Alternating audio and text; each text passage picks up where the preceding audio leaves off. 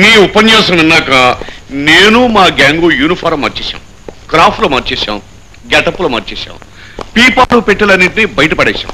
అన్నిటికంటే ముఖ్యం, మాకు అవసరమైన ఆయుధాలన్నింటినీ మూటగట్టి మూలపడేశాం. కానీ ఒక విషయం, ఇవాళ మా ఊళ్ళో ఒక కోటీశ్వరుడి ఇంట్లో పెళ్లి. మరి కోటీశ్వరుడి ఇంట్లో పెళ్ళనగానే ఊళ్ళో ఉన్న ధనికులందరూ వస్తారు కదా, ఆ ధనికులని ఒకేసారి దోచుకోవాలి. అయితే ఇస్తాను, ఇందులో నాకేంటి లాభం? నిన్ను సరాసరి మా బాస్ దగ్గర తీసుకెళ్ళాలి. మీరు తీసుకెళ్ళడానికి నేనే వెళ్ళిపోతా. నాకే సంవత్సరానికో 6 నెలలకో ఒక్కసారి దర్శనం ఇస్తాడు మా బాస్, కనుక నువ్వు కలుసుకోవడం దుస్సాధ్యం. నిన్ను నేను తీసుకువెళ్తాను. నన్ను పరిచయం చేసి నా హిస్టరీ అంతా చెప్పి నా కెపాసిటీ ఏంటో వివరించండి. తప్పకుండా. ఏం లేదు, ఏం లేదు, పెళ్లి పెద్దింటోళ్ళదే కదా. అవును. అంచేత చాలా చాలా పెద్ద పెద్దవాళ్ళని చాలా మందిని పిలిచేస్తారు. అవును, కానీ వంటలు మాత్రం చేయరు. వంటలు చేయకుండా ఎలాగయ్యా? వంట చేయకుండా హోదాకి తగ్గట్టు హోటల్లో ఆర్డర్ ఇస్తారు సార్. ఓహో. సప్లైర్లు కూడా అక్కడి నుంచే బుక్ చేస్తారు. మనం ఆ భోజనంలో కొంచెం మత్తు మందు గలుపుతాం, ఆ సప్లైర్లను మేనేజ్ చేస్తాం, వడ్డంలో చకచకలు ఆడించేస్తాం.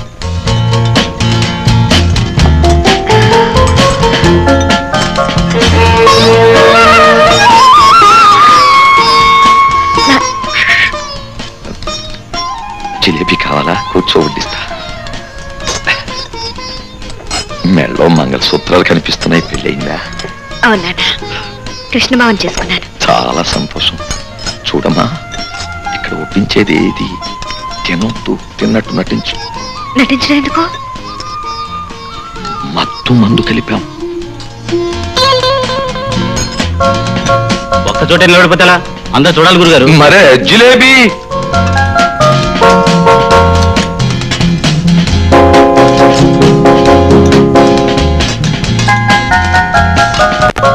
కడుపు నకనకలాడిపోయి ఇక్కడ దొరికితే ఏమీ తినకూడదట. ఒక్కదానివి వచ్చావా? కలిసి వచ్చాం, కానీ పోలీసులతో గొడవ పడి మధ్యలో విడిపోయాం. ఈ అప్పడాల్లో మత్తు మందు లేదు. తిను తిను.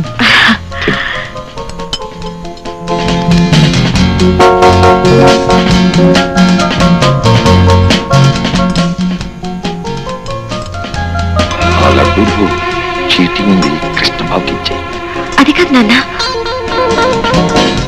మిడత గుడ్లో డిటే చూస్తున్నాడు.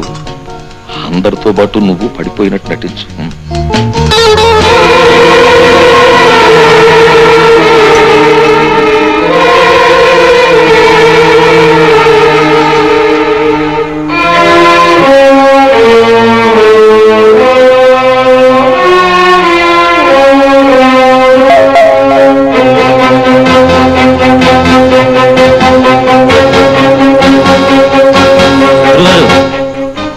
ఇవి మీరు తీయండి.